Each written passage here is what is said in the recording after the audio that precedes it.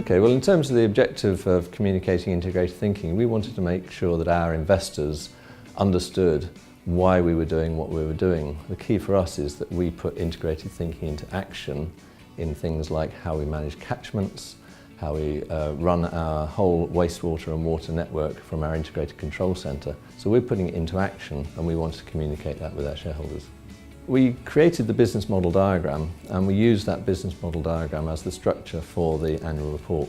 So everything hangs off of that business model diagram. I think the challenge is principally simplifying everything you do into a form that can be communicated to all investors and other stakeholders, and getting the business model diagram onto one page, because actually what we do is really complicated, and so it's an art to distill that into something really simple. I'd call that cutting through complexity. It's important to us because shareholder value is driven by outperformance, and outperformance is driven by things like running the network more efficiently for customers and doing it in a way that gives environmental benefit and doing that for lowest possible cost, but doing that in a sustainable way. So it was really communicating how we were delivering the best service to customers at the lowest sustainable cost in a responsible manner, communicating that and the link to shareholder value.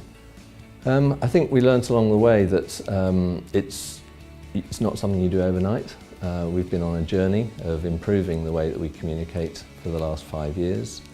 The last 3 years have been acclaimed as exemplars of integrated reporting, but we're improving every year. We bring that across, first of all, in the way that we set out the water cycle, the business model diagram, and how that flows through to the rest of the report in terms of our planning and so on. But we also have special features each year which reflect what's been going on in that year and how that is a result of integrated thinking. So, for example, in the last year we had some major floods called Flood Desmond and Flood Eva. Flood Desmond was a bigger flood than we'd had for over 1,000 years, and how did we cope with that, and how did our integrated thinking, or what we call systems thinking, help us to cope with that?